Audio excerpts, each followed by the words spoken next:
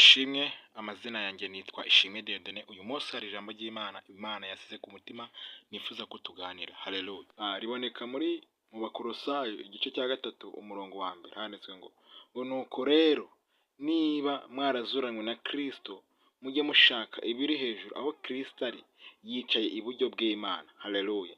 Aya magambo ni amagambo uyu munsi amanutse kugira ngo nawe uyu munsi yumve. Aradushishikariza iki? Haleluya. Aradushishikariza kongera kutwibutsa ko ngo twazuranywe na Kristo, kandi ubwo twazuranywe na Kristo ngo dukwiye gushaka ibiri hejuru aho Kristo ari. Haleluya. Haleluya. Aho Kristo ari ngo yicaye iburyo bw'Imana Data, kuko ubugingo bwacu buri muri we, kuko byose niwe tubikesha. Nuko rero munyemerere, haleluya, umuntu wese ugiye kumva aya magambo cyangwa se ugize umugisha kumva aya magambo, nuko rero agira umwete wo kurangamira guhanga amaso kuri Kristo, kuko ngo niho ari. Haleluya. Ubutunzi bwe niho buri, kuko twamaze kuzuka. Ntago twaraba kubaho, ariko twarazutse. Igihe Kristo yamaraga kugera ku musaraba, yarangiza amahanga akayirezaho, akavuga tuti mwese abarushye n'abaremerewe nanze imbabazi, ndababariye cyane, ndabazuye. Nuko Kristo aramanuka, haleluya, ajya ikuzimu ngo yaka Satani ifunguzo, ngo amaze kwaka Satani ifunguzo, ngo abera bari bakingiye mu bituro ngo bavamo, bamaze kuvamo barazuka. Haleluya. Haleluya. Bazukira iki? Haleluya. Wakwibaza ngo mbese naba ndi muzima undeba gutya nkaba narapfuye? Hari ukuntu umuntu yagikora ibyaha ubundi Imana imubona nk'umuntu wapfuye, ariko iyo amaze kwihana, haleluya, amubona nk'umuntu muzima. Nuko rero Pawulo yandikira Abakolosayi arakomeza arababwira tuti kuko azi neza ko bamaze kwizera Kristo, bamaze kuzuka, bamaze kwakira ubutumwa bwiza. Ubundi umuntu wazutse ni umuntu wakira ubutumwa bwiza, akumva inkuru za Yesu, akazitondera cyane, akagendera muri we, akizera Kristo, agahagarara nawe, yamara guhagarara nawe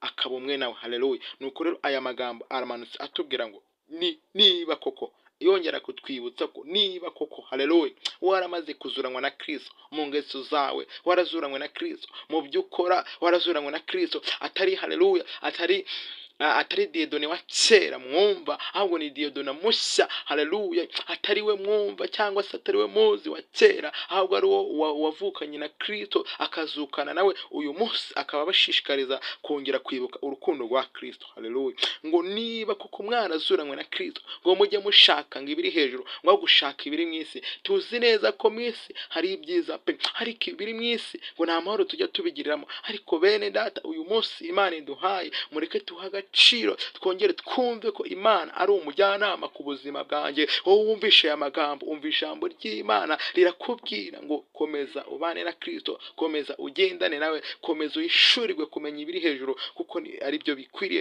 mu gihe gisa n'iki ngiki. Haleluya. Haleluya. Ngaho rero tukiri iminsi dufashe igihe mu ntambara, ntabwo twari twageraho Satani atarasa umwambi. Wowe wamaze kuzukana na Kristo, ukumva ko ibitekerezo byawe byamaze kugendana na Kristo, mu byumviro, mu bwenge bwawe urukundo rwa Kristo rwamaze kukwakamo, ndagushishikariza kongera, haleluya, kwibuka ko Kristo ari we mujyanama, haleluya, ari we muyobozi, ari we mwami wacu. Haleluya. Ngaho rero reka dusenge Imana akubwira amagambo twumvishije kugira ngo aduhindukire ubuzima. Mwami Yesu, uri umwami mwiza, uri umwami w'amahoro.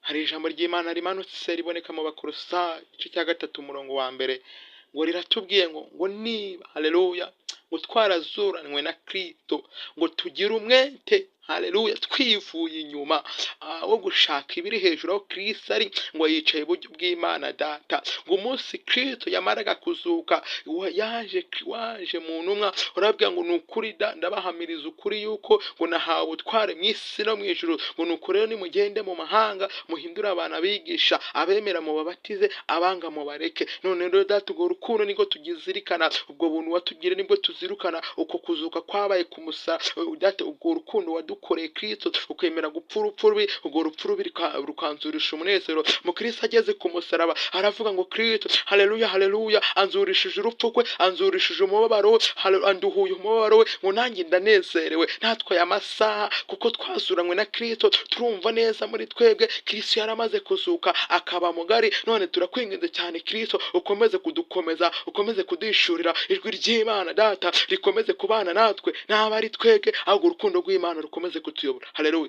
Munyemerere umuntu wese Data wumvishije amagambo agira umwete wo kwihana kugira ngo arusheho gushaka ibiri hejuru, kuko Data umuntu utihanye ntabwo abasha kumenya ibiri hejuru, ahubwo umuntu wihanye niwe ujya ubasha kubimenya. Haleluya. Kuko yamaze kwihana ibyaha aramaramaza aba ku birenge bya Kristo. Kristo amaze kubana nawe aramwishurira, amwemeza yuko adakwiriye kugumiza Data ku byo mwisi, ahubwo akwiriye gushaka ibiri hejuru.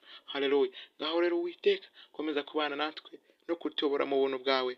Ineza y'Imana ikomeze kugendana natwe kandi kugendera abana natwe umunsi n'udusige. Ngaho komeza kutuyobora mu buntu bwawe n'iteka ryose Yesu. Amen.